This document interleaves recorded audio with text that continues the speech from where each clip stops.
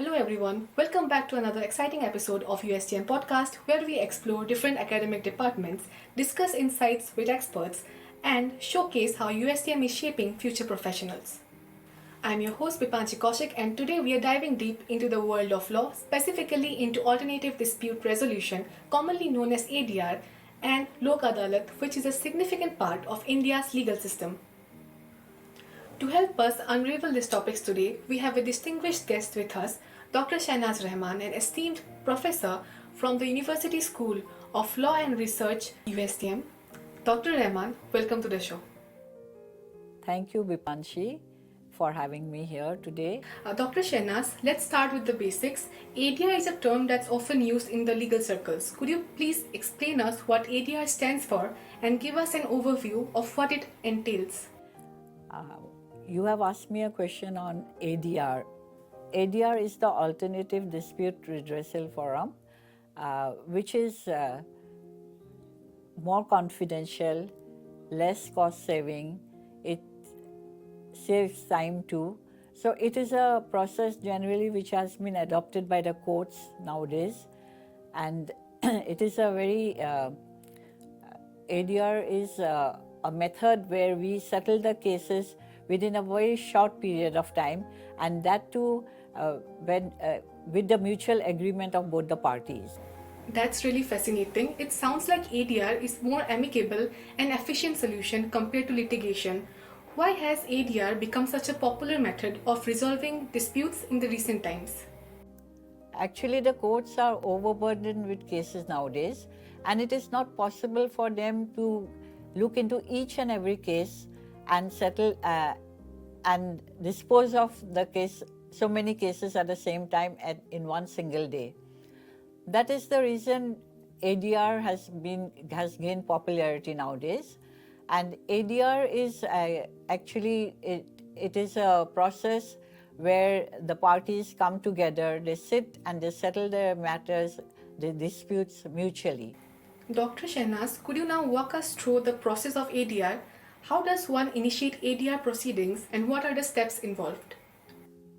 The full form of ADR is Alternative Dispute Redressal System. It is a system which is more confidential, it is less expensive, and it saves a lot of time. So the ADR is gaining ground today.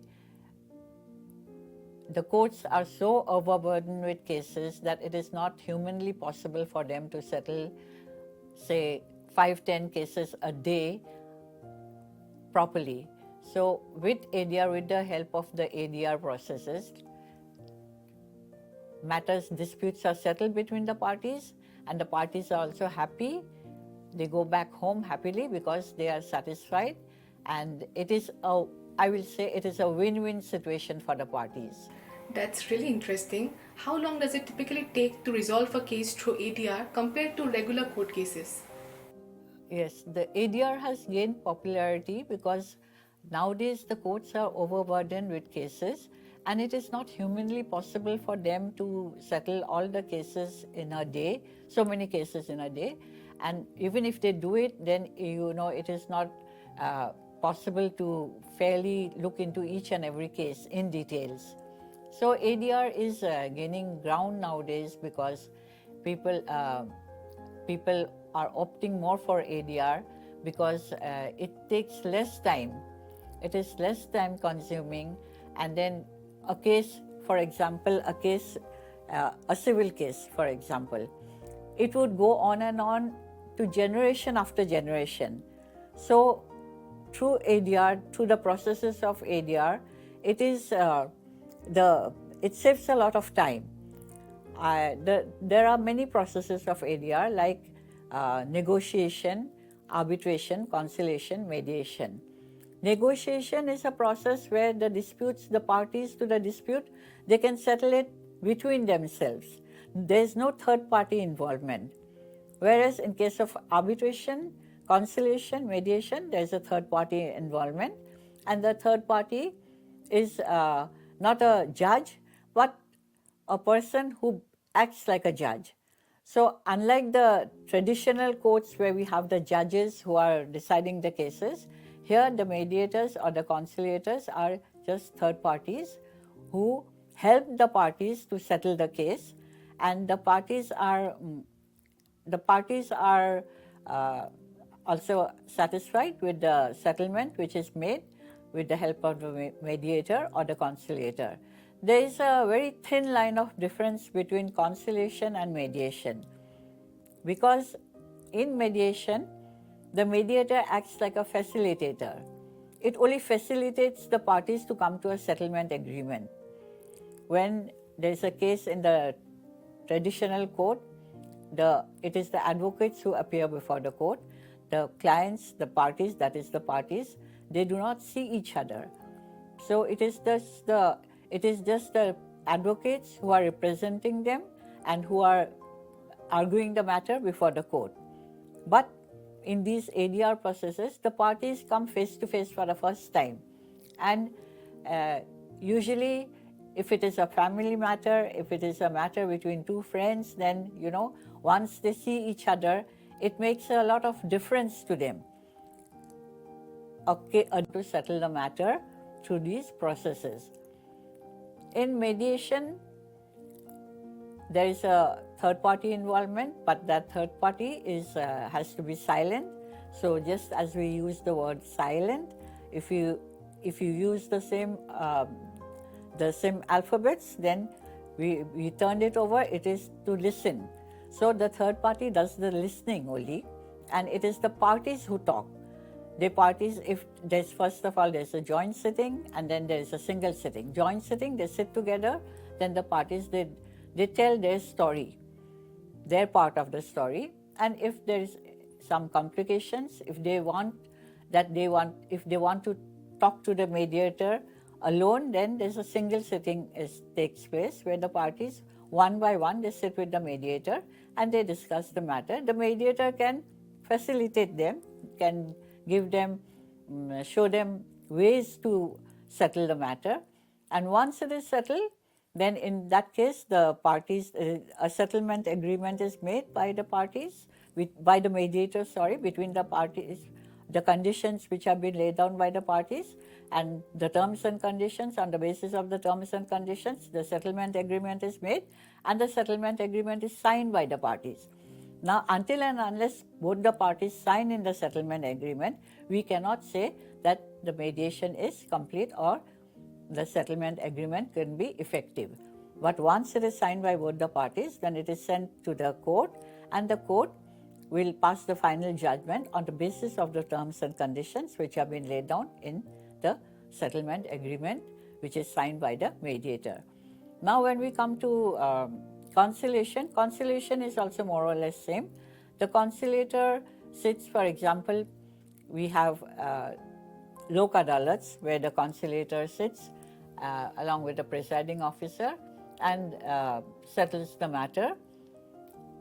All kinds of, if you ask me about the cases, types of cases which are settled in these ADR processes, we can say that literally all kinds of cases can be settled, and even criminal cases, you'll be surprised, can be settled, but the criminal cases has to be of not as grave, not the grievous ones, but the simple, where the punishment is a simple imprisonment or punishment is simple, you can say, then criminal cases also can be settled by these ADR processes, that is mediation and conciliation. Dr. Shahnaaz, now let's shift our focus to Lok Adalat, a crucial part of the ADR systems in India. Can you explain what Lok Adalat is and how it functions? Thank you, Beepanshi. You want to know about what is Lok Adalat. Lok Adalat or People's Court. It is we have an act called the Legal Service Authorities Act of 1987, and in that act it has been said that cases can be settled by Lok Adalat, by holding Lok Adalats. So on the basis of this act, the Honorable Supreme Court has said that every year there should be at least 2 National Lok Adalat Day. And surprisingly, that on that particular day when the National Lok Adalat is held, all the courts all over India are sitting at the same time and having a Lok Adalat. That is the National Lok Adalat Days, which we have at least twice in a year. Now, there are also permanent Lok Adalats which are there in the courts. That sounds like a very people-friendly approach. What types of cases are typically handled in the Lok Adalats? In Lok Adalat, uh, the Lok Adalat comprises of a presiding officer who is either a judge of the High Court or subordinate courts or a retired judge also. And then there is a conciliator who is sitting there. The parties come, they decide the cases. If there's a settlement between them, then they inform the conciliator and the presiding officer, and accordingly there's a format for it where the name of the parties are mentioned and then whether it is settled or not settled. If it is settled, then on what terms and conditions has it been settled. So these are written down and then it is signed by the presiding officer and the conciliator, and once it is settled, it is signed by the presiding officer and the conciliator, it is sent back to the courts, and then a judgment is passed on the basis of the settlement which is made in the Lok Adalat. So once a case is brought to Lok Adalat, what is the process like and how are the disputes settled? As for the cases which are settled in, the types of cases which are settled in Lok Adalat, all kinds of cases can be settled in Lok Adalat, except for the criminal cases, of course. For example, like family court cases, and then the motor accident claims cases, then the bank cases. So these cases are, for example, family court cases. Once it is settled in Lok Adalat, it helps the parties a lot, because if it is pending in the courts, then it takes years and years. For example, if it is a divorce case, then in that case, a divorce case, obviously conciliation takes place in the family court and then it is heard by the principal judge. So and then even if a judgment is passed by the family court, then again an appeal, the parties can go for an appeal. So instead of that, if the parties come for conciliation, if the parties come to the Lok Adalat, then in that case it is on the mutual settled terms and conditions. The cases are settled within a very short period of time. So that is the benefit of Lok Adalat. Lok Adalat also helps in, for example, in motor accident claims cases. When it is pending in the court, it takes a lot of time. But then in one, that is the magic of, I would say, that is the magic of the ADR system, is that a case which has been pending for years and years, it can be settled in one single sitting. So you have asked me about the functions of Lok Adalat, and I would tell you that the functions of Lok Adalat and how the disputes are settled in Lok Adalat are more or less the same. So what happens if the parties cannot reach a settlement during the Lok Adalat session? Okay, thank you, Beepanshi. It's a very interesting question you have asked, and it is very important too, because the parties should know that if suppose they come to the Lok Adalat for settlement of the cases, and in case if it is settled, it is well and good, but in case it is not settled, then what happens?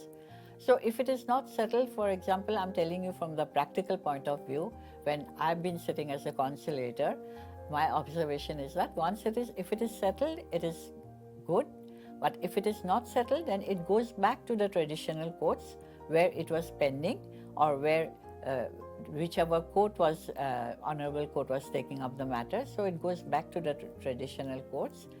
And if it is not pending in the court, but suppose sometimes we have some cases are in the Lok Adalat are brought by the banks. For example, the bank cases mainly, those cases are pre-litigating cases. They are not pending in the courts, but suppose a person has taken an amount of money on loan and has failed to repay the installments, then in that case the banks are preparing to file a case in the court, but they have not filed a case. So in that case, pre-litigation cases are also settled in Lok Adalats. Let's bring the focus back to USTM, Dr. Shahnaaz. Could you please tell us how Law Department at USTM is preparing students for real-world practices like ADR and Lok Adalat? Thank you, Beepanshi, once again. It is a very pertinent question which you are asking me regarding about the students, law students, particularly the law students of USTM. We are taking a very in ADR classes, like since I have been taking this class from the beginning. So this is mainly a practical class, we can say, because students are supposed to go to the courts to watch what is happening in Lok Adalats. So what we usually do is that, since I told you that National Lok Adalat Day is held twice in every year, where we take the students to witness the cases which are going on there. So they are instructed to go observe the cases in Lok Adalat and then meet the advocate who is conducting the case or the parties who are there in the case, and then take the facts of the case from them and whether it is settled or not settled.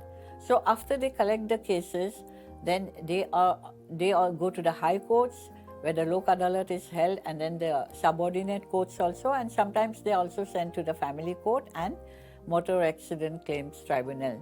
Here, after they collect the cases, then they are supposed to prepare an assignment. On that assignment, they have to mention about the nature of cases, the number of cases they have attended, the nature of cases, and what are the outcome of these cases.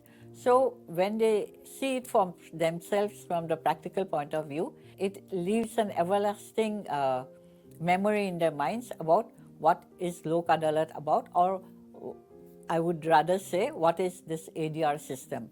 In mediation, we cannot take the students to attend the courts because mediation usually takes place in the mediation center, and since mediation is a very confidential process, parties do not like other people at witnessing the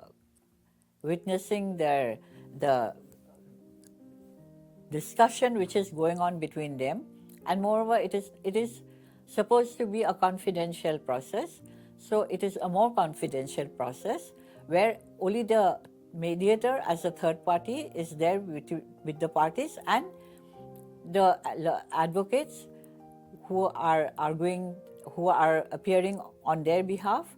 Apart from that, the only outsiders in mediation cases are relatives, or if they want someone as the witness, but strangers or other people are not allowed to witness the proceedings in mediation, and that is why students are usually taken for Lok Adalat, not mediation, but Lok Adalat, which is where conciliation takes place.